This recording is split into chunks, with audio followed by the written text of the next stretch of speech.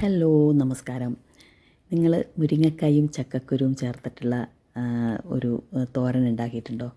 അല്ലെങ്കിൽ ഒരു കറി ഉണ്ടാക്കിയിട്ടുണ്ടോ? അടിപൊളി ടേസ്റ്റാണ് കേട്ടോ. നല്ല ഒരു ബെസ്റ്റ് കോമ്പിനേഷനാണ്. മുരിങ്ങയിലയുടെ വിശേഷങ്ങളൊന്നും ഞാൻ പ്രത്യേകിച്ച് പറയണ്ടല്ലോ, വളരെ ന്യൂട്രീഷ്യസ് ആണല്ലേ. അപ്പോൾ നമുക്ക് ഫ്രഷായിട്ടുള്ള മുരിങ്ങയില എനിക്ക് കുറച്ച് കിട്ടിയിട്ടുണ്ടായിരുന്നു. അപ്പോൾ പിന്നെ ചക്കക്കുരുവും കയ്യിലുണ്ടായിരുന്നു. അപ്പോൾ അതുകൊണ്ട് ഈ ഒരു കോമ്പിനേഷനാണ് ഇന്നത്തെ റെസിപ്പി. അപ്പോൾ അതൊക്കെ ഒന്ന് ക്ലീൻ ചെയ്തെടുത്തതിന് ശേഷം പെസ്റ്റിസൈഡ്സും കാര്യങ്ങളൊന്നും ഇല്ലാത്ത ഒരു ലീഫ് എന്ന് പറയുന്നത് ഇപ്പം മുരിങ്ങയില അതുപോലത്തെ കാര്യങ്ങളൊക്കെ ഉള്ളൂ. എന്നിരുന്നാലും നമ്മളൊന്ന് മഞ്ഞളിട്ട് ഒന്ന് വെള്ളത്തിൽ കുറച്ച് സമയം ഇട്ട് വെക്കണം കേട്ടോ. അതിനകത്തുള്ള പൊടിയും കാര്യങ്ങളൊക്കെ മാറി കിട്ടാനാണ്. ഒരു 3-4 തവണ കഴുകിക്കോ, കാരണം അതിൻ്റെ മേലെ പൊടിയും കാര്യങ്ങളൊക്കെ ഉണ്ടാവും. അപ്പോൾ അതിനെ ഒന്ന് റെഡിയാക്കി അവിടെ വെച്ചേക്കണം. പിന്നെ നമുക്ക് നമ്മുടെ ചക്കക്കുരുവിനെ ഒന്ന് ക്ലീൻ ചെയ്തെടുക്കണം. അതൊന്ന് രണ്ടായി കട്ട് ചെയ്തതിന് ശേഷം അതിൻ്റെ തൊലി അങ്ങോട്ട് മാറ്റിക്കളഞ്ഞാൽ മതി. ഞാൻ ഈ വെളിച്ചെണ്ണ തേക്കുന്നത് ഇതിൻ്റെ കറ നമ്മുടെ കയ്യിൽ പറ്റാണ്ടിരിക്കാൻ വേണ്ടിയിട്ടാണ് കേട്ടോ. അപ്പോൾ അതിന് കൈ കൊണ്ട് തന്നെ നമുക്ക് എടുക്കാം. ഒരു കട്ട് ചെയ്ത് ഒന്ന് ഹാഫായിട്ട് കട്ട് ചെയ്തിട്ട് എടുക്കുന്നതായിരിക്കും എളുപ്പം. അതിനിടയ്ക്ക് എൻ്റെ മോളുടെ ഒരു മോഡൽ അവളിങ്ങനെ ചുമ്മാ കാണിക്കായിരുന്നു. Okay, fine.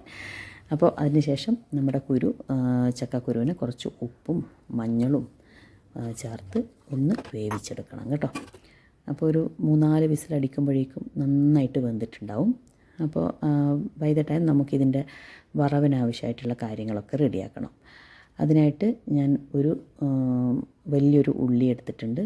പിന്നെ വെളുത്തുള്ളി ഇതിന് ഏറ്റവും ഇമ്പോർട്ടൻ്റ് ആണ് കേട്ടോ, മിസ്സാവരുത്.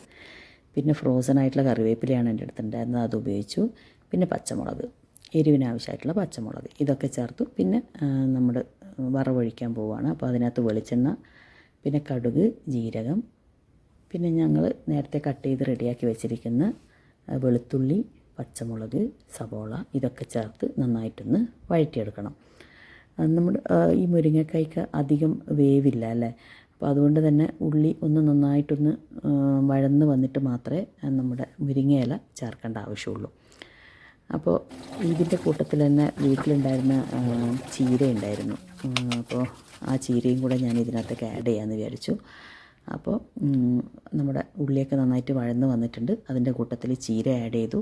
ഒന്ന് മിക്സ് ചെയ്തതിന് ശേഷം നേരത്തെ കഴുകി റെഡിയാക്കി വെച്ചിരിക്കുന്ന മുരിങ്ങയിലയും ചേർത്ത് നന്നായിട്ടൊന്ന് മിക്സ് ചെയ്തിട്ട് അടച്ച് വെച്ചാൽ മതി. ഒരു 5 മിനിറ്റേ വേണ്ടുള്ളൂ. വെള്ളമൊന്നും ഒഴിക്കേണ്ട ആവശ്യം വരുന്നില്ല. പിന്നെ ആവശ്യത്തിന് ഉപ്പൊക്കെ ചേർക്കുക. കുരുവിന് നമ്മൾ ചക്കക്കുരു വേവിക്കുമ്പോൾ ഉപ്പ് ചേർത്തിട്ടുണ്ട്. അപ്പോൾ അതിനനുസരിച്ചിട്ടേ നമ്മുടെ അവിടെ മുരിങ്ങയിലയിൽ ഉപ്പ് ചേർക്കാവുള്ളൂ. അപ്പോൾ അതിൻ്റെ വെള്ളം ഞാൻ കുറച്ചൊന്ന് മാറ്റിയിട്ടുണ്ട്. കുരു മാത്രമേ ചേർത്തിട്ടുള്ളൂ. ഒന്ന് ജസ്റ്റ് ഒന്ന് അടച്ച് വെക്കുക. പിന്നെ ഒരല്പം തേങ്ങയും കൂടെ ചേർത്ത് കഴിഞ്ഞാൽ നല്ല സൂപ്പർ ടേസ്റ്റി ആയിട്ടുള്ള ചക്കക്കുരു മുരിങ്ങയില തോരൻ റെഡിയാണ്. അപ്പോൾ ഇതുവരെ ട്രൈ ചെയ്യാത്തവരൊന്ന് ട്രൈ ചെയ്ത് നോക്കണം. അപ്പോൾ thank you. See you in the next video.